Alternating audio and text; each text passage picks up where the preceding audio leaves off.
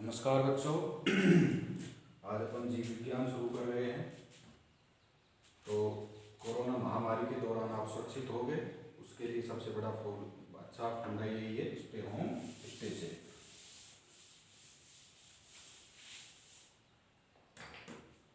इनको अपन पार्ट के रूप में पढ़ेंगे, तो ध्यान रखना जितने भी वीडियो बनाएंगे पार्ट में बनाएंगे, छोटी साइज में रखने के लिए। आज ये पार्ट फर्स्ट।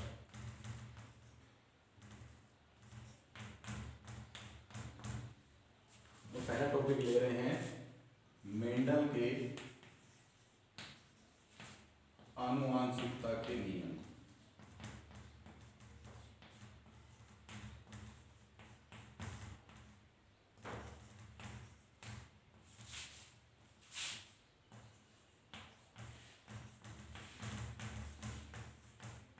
मेंडल के आनुवांशिकता के नियम। आनुवांशिकता शब्द की बात करने से पहले अपन एक शब्द को जानते हैं, जनन। पीछे पढ़ा है अपन ने, ध्यान होगा। प्रत्येक जीव अपने समान संतति को उत्पन्न करता है। इस घटना को क्या कहा जाता है? जनन कहा जाता है। अब जनन और आनुवांशिकता में क्या संबंध है? जनन क्यों बताया? सबसे पहले अपन बात करते हैं आनुवांशिकता का अध्ययन विज्ञान की किस शाखा में किया जाता है, फिर आनुवांशिकता की बात करेंगे। तो वो शाखा होती है आनुवांशिकी। पहले हेडिंग आप डाल लेंगे आनुवांशिकी। जीव विज्ञान की वह शाखा,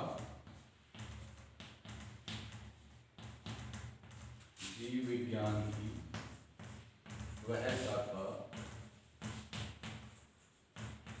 जिसके अंतर्गत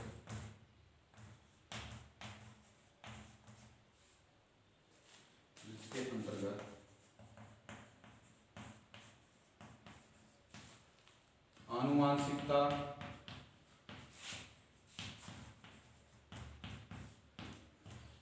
एवं विभिन्नताओं का, आनुवांशिकता एवं विभिन्नताओं का अध्ययन किया जाता है।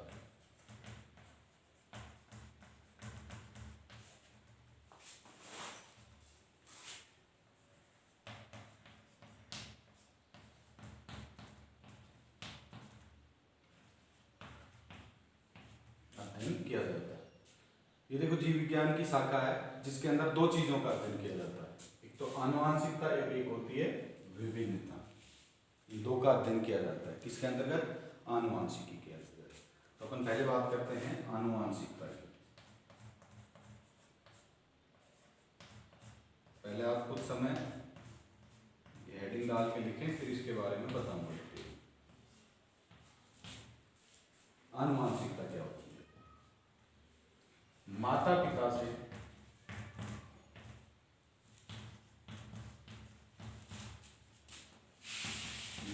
से या अपन कहें जनक से, माता पिता से संतति में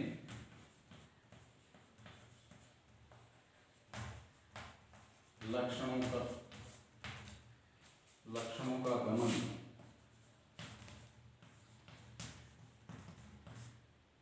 का गमन, आनुवांशिकता कहलाता है।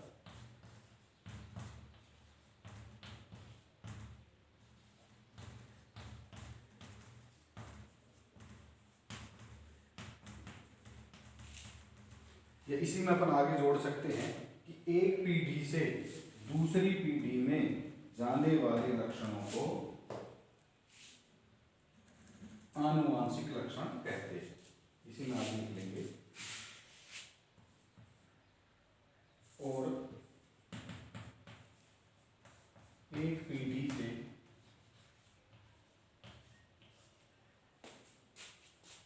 दूसरी पीढ़ी में, एक पीढ़ी से दूसरी पीढ़ी में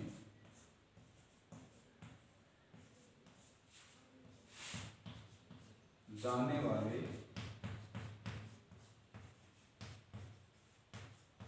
इन लक्षणों को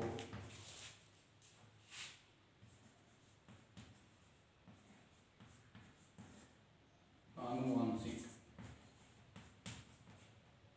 इन लक्षणों को आनुवांशिक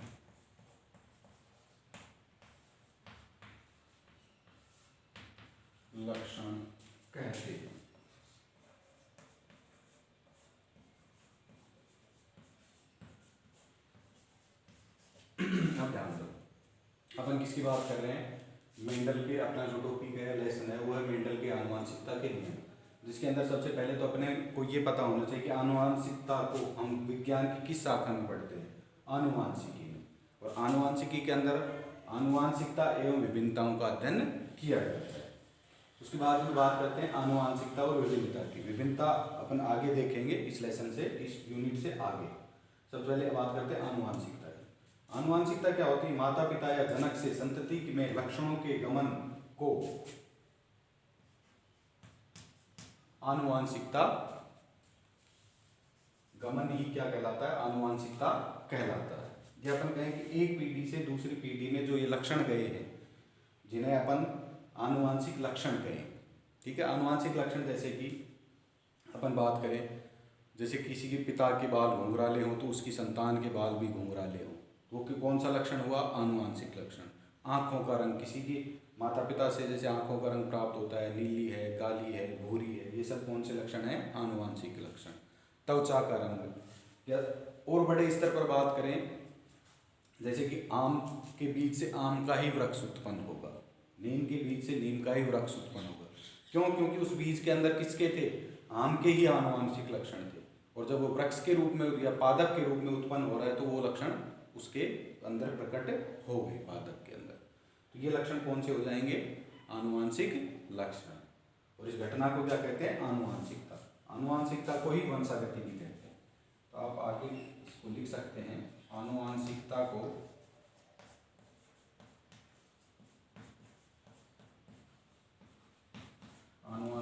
को वंशागति भी कहते हैं। इंग्लिश में बोलते हैं हेरिडिटी, वंशागति भी कहते हैं।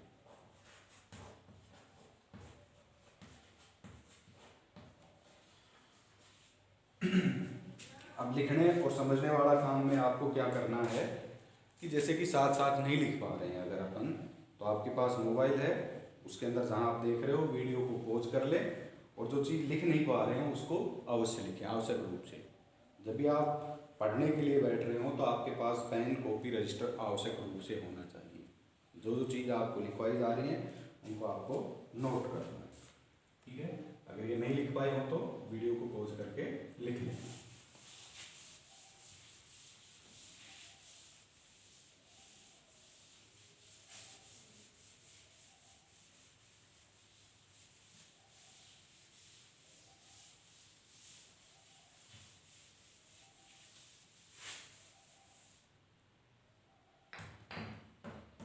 बात करते हैं मेंडल के बारे में, जो अपन ने लिखा है लेसन के नाम से।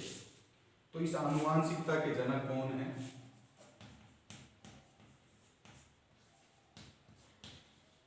आनुवांशिकता के जनक हैं मेंडल, और मेंडल का पूरा नाम है Gregor John Mendel. Gregor John Mendel,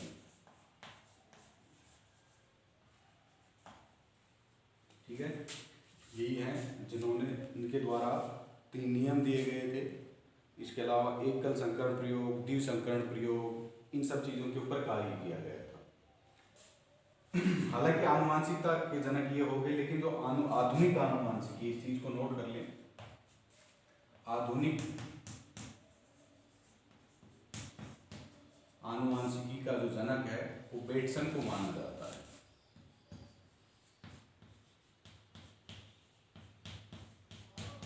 जैसे जैसे अपन लेसन समझ चलेंगे पता चल जाएगा कि मेंडल आधुनिक क्यों नहीं, आधुनिक आनुवांशिकी के जनक ये है बेटसन,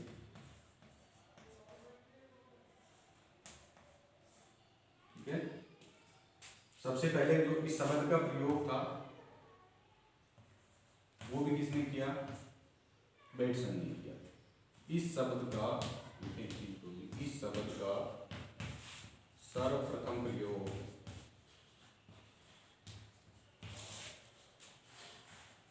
कौन शब्द का? आनुवांशिकी का। इस शब्द का सर्वप्रथम प्रयोग बेटसन द्वारा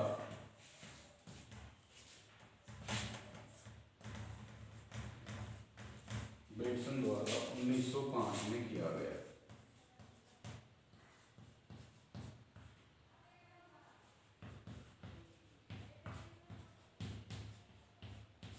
ठीक है, बेटसन के बारे में अपन दो ही चीज़ों के बारे में जानेंगे यहाँ, बाकी सब अपने को मेंडल का पढ़ना है।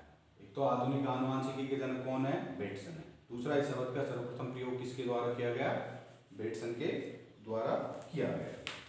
अब बात करते हैं जो अपना इस आनुवांशिकता का जनक है, इसके जीवन परिचय के बारे में। बेटा फिर से बता रहा हूँ, लिख नहीं पा रहे हो तो वीडियो को पॉज करके आप लिख लीजिए, क्योंकि रुकने में वीडियो लंबा हो जाएगा। तो आप पढ़ने जाएंगे ग्रेगर जॉन मेंडल का जीवन परिचय।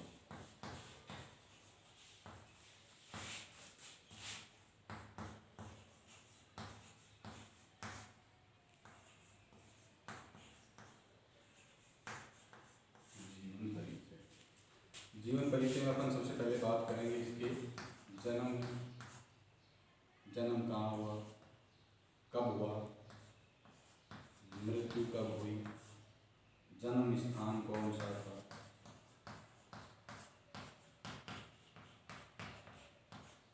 इनका जन्म तो हुआ था 22 जुलाई 1822 को।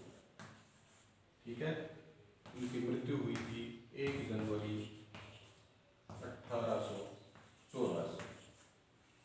जन्म स्थान, इनका जन्म था ऑस्ट्रिया की, ऑस्ट्रिया एक देश है, ऑस्ट्रिया के ब्रूनो शहर,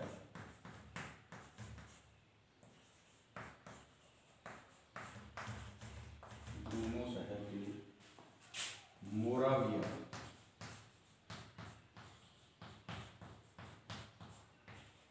गांव में हुआ।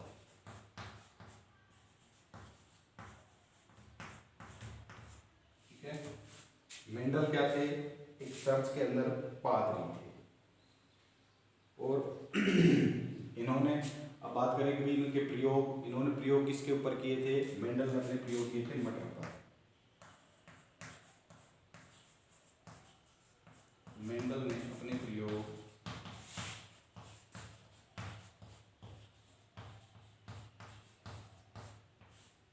मटर का वैज्ञानिक नाम होता है पाइसन स्टाइलो, पोस्टर में लिखेंगे इसको भी, पाइसन स्टाइलो। मेंडल ने अपने प्रयोग मटर के पादप पर किए।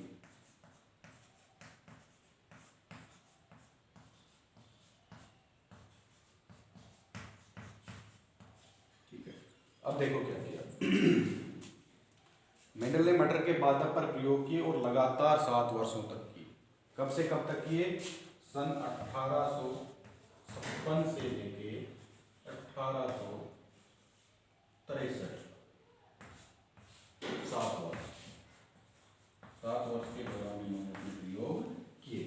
हालांकि कुछ जगह अपने जो अभी वर्तमान में जो बुक चल रही है 12th क्लास की, उसके अंदर भी क्या दिया हुआ है, 64 दिया हुआ है, तो उसका सन का कोई विशेष महत्व नहीं है। बात है कि इन्होंने 7 वर्ष तक प्रयोग किए थे मटर के पादप पर।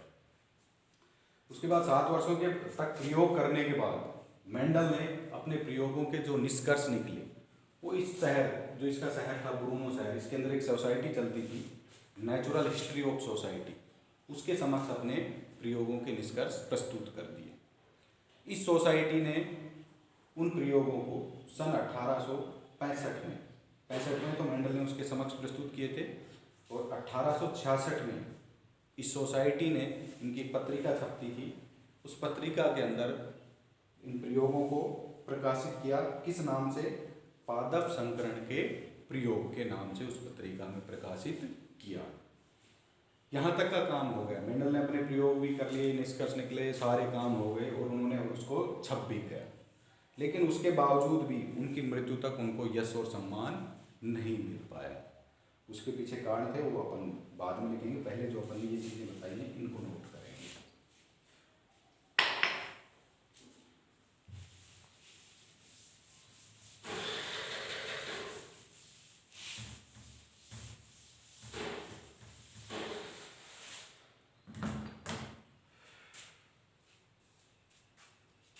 बताया वो लिखेंगे। मेंडल ने अपने प्रयोग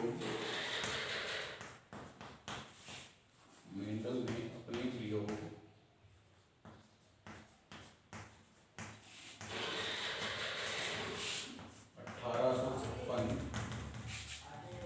से 1863 तक लगातार 7 वर्षों तक के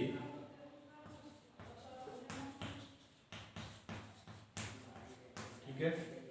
उसके बाद में 1865 में अपने ब्रूनो शहर की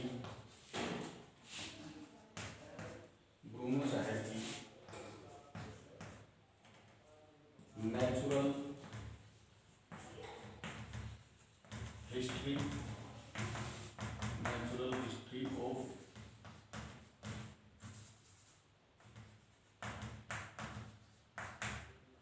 सोसाइटी के समक्ष, नेचुरल हिस्ट्री ऑफ सोसाइटी के समक्ष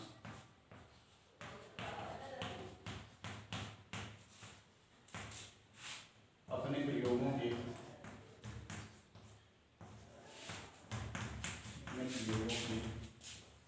निष्कर्ष प्रस्तुत किए।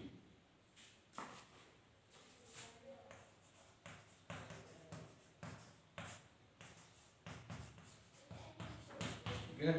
इसके बाद सन 1866 में इस सोसाइटी में 1866 में सोसाइटी की पत्रिका में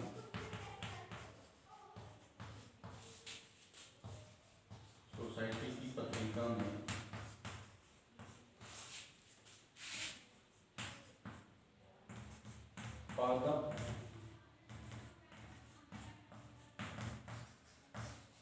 संकरण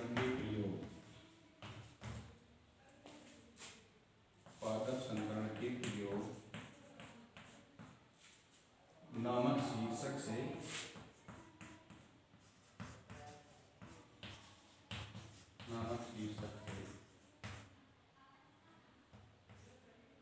छापे।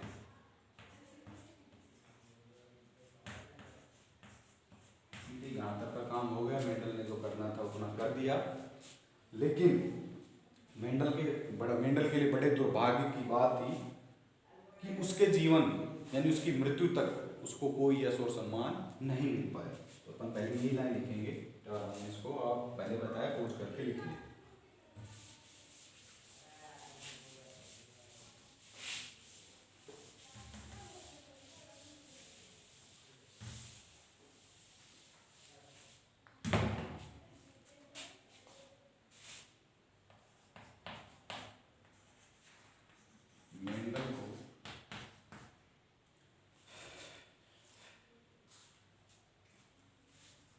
मेंडल की मृत्यु तक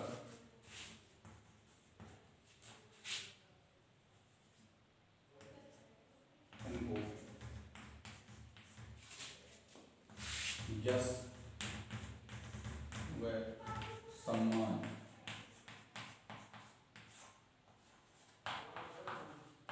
प्राप्त नहीं हुआ।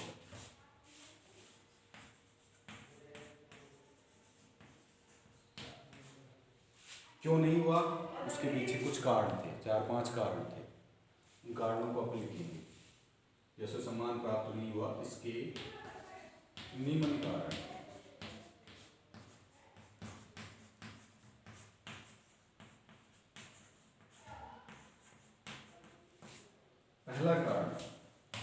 पहला कारण क्या था कि मेंडल ने जो अपने प्रयोग किए वो उस समय के वैज्ञानिकों की सोच से परे थे।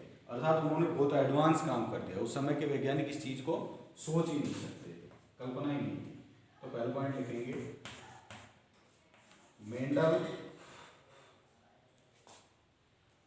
मेंडल द्वारा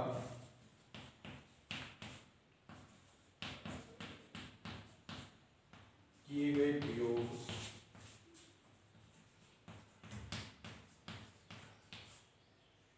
उस समय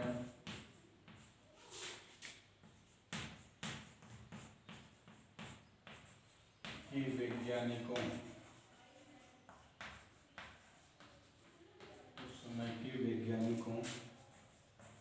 की सोच से